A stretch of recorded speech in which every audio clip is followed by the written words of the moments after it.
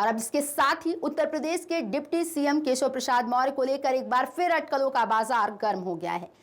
कहा जा रहा है कि उन्हें संगठन में बड़ी जिम्मेदारी मिल सकती है और ऐसा इसलिए भी कहा जा रहा है क्योंकि उन्होंने पिछले 4 दिन में 3 बड़े नेताओं से मुलाकात की है।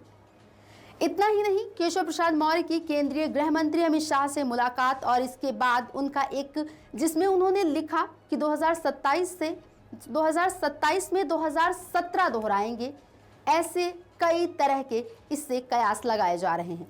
दरअसल बीजेपी के राष्ट्रीय अध्यक्ष के साथ ही उत्तर प्रदेश में भी नए अध्यक्ष की घोषणा होनी है। कहा जा रहा है कि बीजेपी अखिलेश यादव के पीडीए वाले दांव को अपने अध्यक्ष के चुनाव से कुंद करना चाहती है।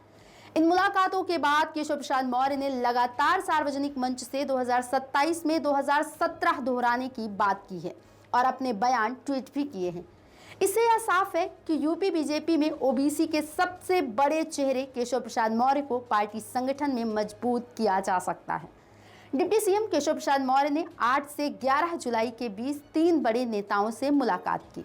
इसके बाद जिस तरह से पार्टी संगठन के कार्यक्रमों में वह लगातार सक्रिय हैं, इसे लेकर संगठन में बड़ी जिम्मेदारी की चर्चाएं तेज हो गई हैं। पिछले दिनों केंद्रीय गृह मंत्री अमित शाह से मुलाकात, फिर वह राजनाथ सिंह से मिले और उसके बाद राज्यपाल आनंदीबेन पटेल से मुलाकात की। इससे केशव प्रसाद मौर्य को प्रदेश अध्यक्ष बनाए जाने की चर्चाएं शुरू हो गई हैं। लेकिन केशव प्रसाद मौर्य के करीबियों की माने तो केशव प्रसाद मौर्य खुद को प्रदेश अध्यक्ष की रेस में नहीं मानते। केशव प्रसाद मौर्य के बारे में एक चर्चा यह भी है कि राष्ट्रीय अध्यक्ष को लेकर उनका नाम रेस में है। केशव प्रसाद मौर्य का अचानक 4 दिनों में अमित शाह, राजनाथ सिंह और राज्यपाल आनंदीबेन पटेल से मिलना कोई सामान्य बात नहीं है। राजनीतिक विश्लेषक मानते हैं कि कुछ अंदर खाने जरूर चल रहा है, क्योंकि आगामी विधानसभा चुनाव में ओबीसी वोट बैंक निर्णायक रहने वाला है और ऐसे में बड़ी लड़ाई ओबीसी वोट बैंक को अपने पाले में करने की है। बीजेपी में ओबीसी के सबसे बड़े चेहरे केशव प्रसाद मौर्य हैं। वर्ष 2017 में केशव प्रसाद मौर्य के अध्यक्ष रहते हुए बीजेपी ने यूपी में बड़ी जीत हासिल की थी और बड़ी संख्या में ओबीसी वोट बैंक बीजेपी के पाले में रहा था।